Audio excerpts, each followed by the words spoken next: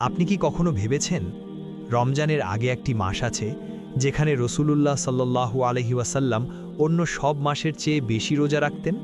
কেন? কোনো রহস্য লুকিয়ে আছে এই মাসে?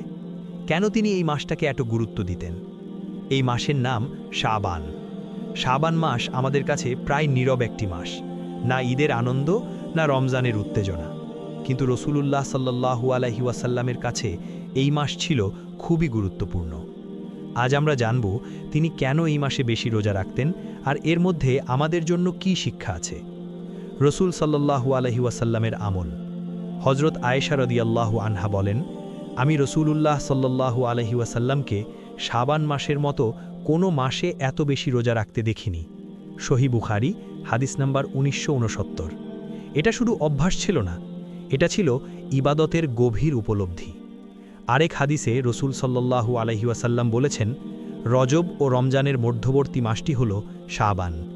এই মাসে মানুষের আমল আল্লাহর কাছে তুলে ধরা হয়, আর আমি চাই আমার আমল যেন রোজা অবস্থায় তুলে ধরা হয়। সুনানে নাসাই সহিহ। ভাবুন একবার, আপনার আজকের আমল, আপনার দোয়া, আপনার তওবা এই মাসেই আল্লাহর সামনে পেশ করা হচ্ছে। আল্লাহ বলেন, নিশ্চয়ই আল্লাহ তওবাকারীদের ভালোবাসেন এবং যারা নিজেদের পবিত্র রাখে তাদের ভালোবাসেন। সূরা আল বাকারা আয়াত 222। শাবান হল তওবার মাস, অন্তর পরিষ্কার করার মাস, নিজেকে শুদ্ধ করার মাস। রসূল সাল্লাল্লাহু আলাইহি ওয়াসাল্লাম বলেছেন, আমল নিয়তের উপর নির্ভরশীল। সহিহ বুখারী ও মুসলিম। শাবান আমাদের নিয়ত ঠিক করার সময়, রমজানের জন্য হৃদয় তৈরি করার সময়। আমরা দুনিয়ার জন্য কত প্রস্তুতি নেই, পরীক্ষার আগে পড়ি, চাকরির আগে ট্রেনিং নেই, ভ্রমণের আগে পরিকল্পনা করি, কিন্তু রমজানের মতো এত বড় নেয়ামতের জন্য আমরা কি প্রস্তুতি নিচ্ছি, নাকি শাবান মাসটা অবহেলায় পার করে দিচ্ছি?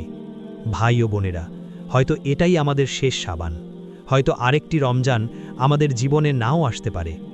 আজ থেকেই বদলে যান, আজ থেকেই তওবা করুন, আজ থেকেই আমল বাড়ান। হে আল্লাহ, আমাদের শাবান মাসকে কবুল করুন, আমাদের আমলকে শুদ্ধ করুন, আমাদের রমজান পর্যন্ত পৌঁছে দিন, আর আমাদের গুনাহ মাফ করে দিন। আমিন। রসূল সাল্লাল্লাহু আলাইহি ওয়াসাল্লামের সুন্নাহকে জীবনে আনুন, শাবানকে অবহেলা করবেন না। আজ থেকেই শুরু করুন আপনার নতুন পথ।